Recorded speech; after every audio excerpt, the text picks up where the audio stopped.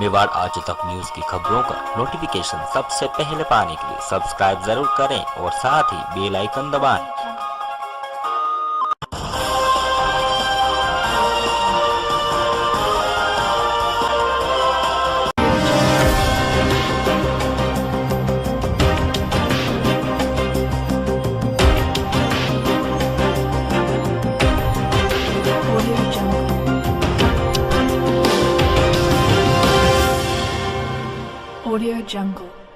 नमस्कार, मैं हूं हेमंत सिंह। मेवाड़ आज तक न्यूज में आपका स्वागत है। हम एक चुनावी मुद्दे को लेकर, एक चुनावी माहौल जारी है, 2019 लोकसभा चुनाव जारी है। वही एक और देखा जाए तो कांग्रेस के घोषणा पत्र में कांग्रेस का कहना है कि हम देशद्रोह कानून को हटाएंगे। वही दूसरी ओर भाजपा के घोषणा पत्र में लिखा गया है कि हम देशद्रोह कानून को मजबूत करेंगे। आखिरकार क्या है देशद्रोह कानून, किस तरीके की धारा इसमें लागू होती है? हमारे साथ में अधिवक्ता नरेंद्र जी जोशी, स्वागत है सर आपका। हाल ही में चुनावी माहौल जारी है। कांग्रेस दल ने कहा है कि हम धारा 124A को खत्म कर देंगे। वही बीजेपी बोल रही है कि हम इस कानून को और भी मजबूत करेंगे। हम जानना चाहते हैं, हमारे दर्शक जानना चाहते हैं, आखिरकार क्या है धारा 124A, बताइए सर। धारा 124A के बारे में विशेष रूप से चर्चा अभी इस कारण हो रही है क्योंकि दोनों ही दलों ने इस संदर्भ में अपने घोषणा पत्र में जिक्र किया है। एक्चुअली चुनावी घोषणा पत्र का सत्यता से कोई लेना देना नहीं होता है, लेकिन आम जन वास्तव में आज ये सोच रहा है कि 124A क्या है। तो भारतीय दंड संहिता की धारा 124A के अनुसार जब कोई व्यक्ति भारत में भारत की विधि सम्मत सरकार या भारत के प्रतीक चिन्हों के खिलाफ कोई ऐसा मामला बोलता है, लिखता है, अपने संकेतों के माध्यम से या दृश्य निरूपण के माध्यम से ऐसा कोई एक्ट कारित करता है जिससे जनता में वैमनस्यता फैलती है और हिंसा बढ़ती है, उसे राजद्रोह की श्रेणी में लिया जाता है। और राजद्रोह की श्रेणी में उसी मामले में लिया जाएगा जब वैमनस्य बढ़ती है, वैमनस्यता और हिंसा बढ़ती है। इसमें कुल मिलाकर सबसे बड़ी बात यह कि एक संज्ञेय अपराध माना गया है जिसमें व्यक्ति को निचली कोर्टों से कभी भी जमानत का लाभ नहीं मिलेगा।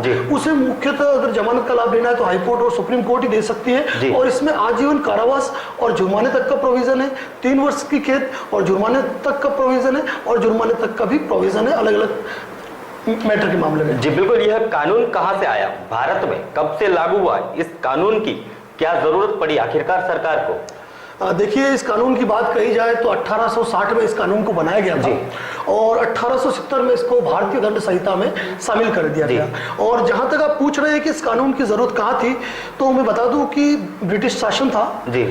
हमारे देश के कई नौजवान, कई स्वतंत्रता प्रेमी जो थे वो अंग्रेजों से खुलेआम युद्ध कर रहे थे। तो उनकी अभिव्यक्ति पे, आजादी पे उन अंकुश लगाने के लिए और उनको समाज से अलग करने के लिए इस कानून का निर्माण ब्रिटिश सरकार द्वारा किया गया था कि वो सरकार के खिलाफ नहीं बोले। जी बिल्कुल। क्या आपकी जानकारी में हाल ही में राष्ट्रद्रोह मामले में किन किन को सजा हुई, इस मामले में सरकार के आंकड़े क्या कहते हैं? वही दूसरी ओर क्या कारण है जिन लोगों पर यह देशद्रोह का कानून जो धारा है वो लागू हुई, पर वह देखा जाए तो खुलेआम घूम रहे हैं? 2 शब्दों में सबसे पहले मैं आपको ये कहना चाहूंगा कि जो आप देशद्रोह कह रहे हैं और मैं उसको राजद्रोह कह रहा हूँ।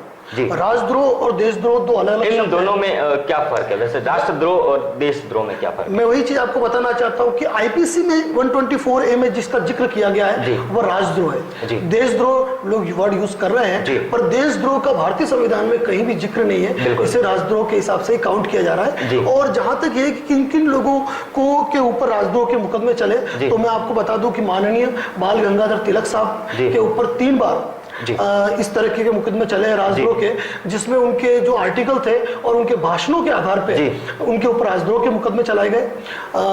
राष्ट्रपिता महात्मा गांधी ने यंग इंडिया के अंदर एक आर्टिकल लिखा था, उस आर्टिकल के आधार पर उनके ऊपर राजद्रोह का मुकदमा चलाया गया, जिसमें ब्रिटिश सरकार द्वारा उनको 6 वर्ष तक की सजा भी सुनाई गई।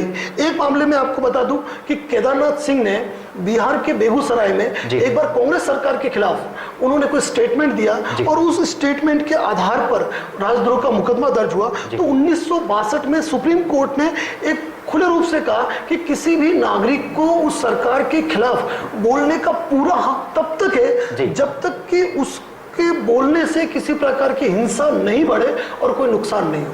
तो इस मामले में उन्होंने डायरेक्ट इंस्ट्रक्शन जारी किए। इसी प्रकार एक असीम त्रिवेदी कार्टूनिस्ट के मैटर में भी जब उसको गिरफ्तार कर दिया गया, उसने कार्टून बनाया था जो राष्ट्रद्रोह की कैटेगरी में आ रहा था, उस मामले में सुप्रीम कोर्ट ने डायरेक्ट मुंबई पुलिस को फटकार लगाई थी कि किस तरह आप एक कार्टूनिस्ट की आज़ादी की अभिव्यक्ति की आज़ादी पर किस प्रकार प्रतिबंधित कर सकते हैं। तो ये कुछ मुद्दे थे जो चर्चा में हमेशा रहे। राष्ट्र विरोधी मामले में देखा जाए तो पूरे भारत भर में लगभग बहुत ही कम लोगों के ऊपर ये जो मामला है वो धारा लागू हुई, पर साबित बहुत ही कम लोगों के पीछे, बहुत ही कम लोगों के ऊपर हुई। इसके पीछे के क्या कारण रहे?